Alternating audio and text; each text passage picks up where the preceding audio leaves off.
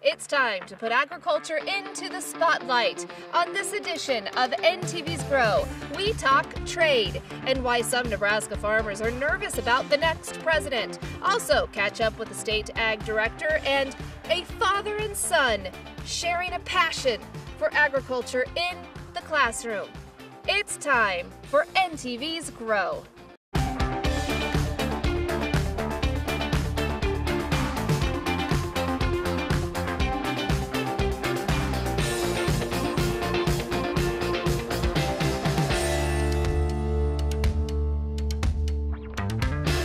Nebraska farmers and ranchers, those in ag in general, some of them a little bit nervous. There's a lot of tough talk out there on trade with the new president-elect, Donald Trump.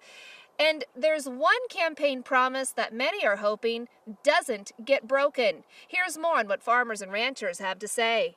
They see sorghum as being one of the crops that's extremely important. With rising income in China, more people are putting meat on the dinner table, and that means more livestock to feed.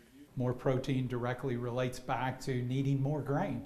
And so it just so happens that sorghum fits into that market. President-elect Trump says his first order will be to dismantle a free trade deal with several Asian nations. The sorghum checkoff does not lobby. But farmers like John Dvorak say, speaking for themselves, they're concerned about the message the new president is sending. A little nervous, but I think what we're going to find out is a lot of the people that have been in there will encourage him to go a certain direction. And I think that campaign promises are made and campaign promises are broken. And regardless of what the next president does, says American farmers make a compelling case on their own. That personal effect sells a lot more bushels than all the advertising that you can do. Sorghum is versatile, turned into ethanol and also fed to livestock. And as a gluten-free grain, it's generating interest from food service. Domestic demand is good, they say, but exports are critical. We, of course, want to make sure that we focus on trade, moving grain into other markets. And while the sorghum checkoff won't lobby the next president, leaders say they will share facts about what trade means in agriculture as they try to open new markets for the grain those like John Dvorak grow. Making sure that we're providing as many opportunities to them as possible. Now you may be one of the many weathering through some tough times in agriculture right now. Some experts have advice. Ag Outlook and management decisions for farmers and ranchers were on the agenda at the Market Journal Roadshow the past week. Producers listened to speakers on topics like risk management, marketing decisions. And while many have seen cycles like this in the past, State Ag Director points out there are many going through this for the first time on the farm. And we have a lot of our younger beginning producers that really, if they've come into agriculture in the last 10 years, they probably haven't had to deal with one of these pretty severe economic downturns. Other major topics touched on the weather and climate outlook, as well as livestock and financial discussion. Now, despite the prices that you're dealing with, there is some optimism out there, specifically for the livestock industry.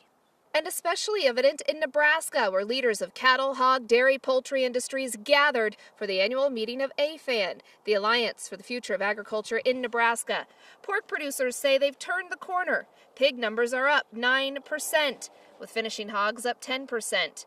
And after several years of declines, dairy cow numbers are increasing, and the poultry industry is seeing some big gains. A chicken processing plant will be built by Fremont, and overall with livestock, AFAN leaders say they have 200 permit hearings scheduled in the coming year, but still face the not in my backyard mentality. Now, many of you do live in rural communities, and when it comes to the amount of lawyers available, you might be out of luck. There's about a dozen counties in the state that don't have a practicing attorney, forcing several people to drive hundreds of miles even to get the service that's needed. Here's more. Ultimately, the idea then is for these students to then go back into their local communities and work. UNK has partnered with the law school at its Lincoln campus to encourage future lawyers to practice at home, a problem UNK students say they've seen firsthand. In our own community, there's becoming less lawyers, and so that's something that will be a need in the future. It's ensuring the survival of a lot of these small communities, and then I think it's going to help grow and allow these communities to thrive. Once accepted to the program, students will spend the next 4 years getting real-life experience interning with attorneys like UNK graduate Brian Symington, who works out of Kearney. not all sitting in a courtroom in front of a judge. Some of us do that very rarely. With the hopes of inspiring future lawyers to stay close to home, too. It would be awesome for me to be able to help fill that void and help these small communities thrive. Take time and look around your operation. And chances are, you probably even know that there's some rags soaked in oil or grease or even chemicals lying around. Although it is not a common cause of fires, a recent incident illustrates just how dangerous those rags left alone can really be. Here's NTV's Sarah Kirkley. The good news right now, at least, is that these fires are more likely to occur in the summer months when it's hot.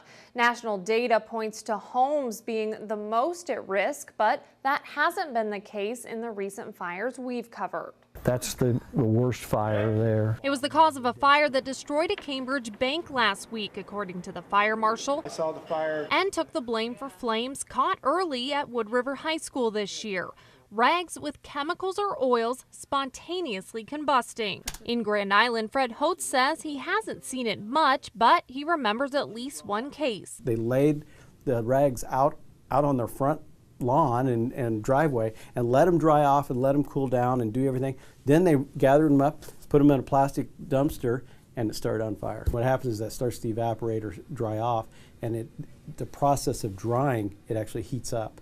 And that's what you need for a fire, is heat. It also needs oxygen. That's why you put those oily rags, or linseed oil rags, whatever they are, in a non-combustible container, put a lid on it, because it needs oxygen, and if you take away the oxygen, it can't burn and just get hot. Once dry, Hote says you can start to wash those rags while keeping them in a fireproof container. Put water on them, maybe even some soap that, like a Dawn liquid or something like that, that will break down chemical, the grease, break it down a little. Agricultural products are also at risk of spontaneous combustion.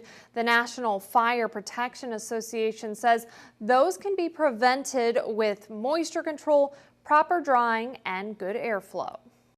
Later in the show, meet a father and son who have a passion for agriculture in the classroom. We also have a grow forecast coming up in just a moment.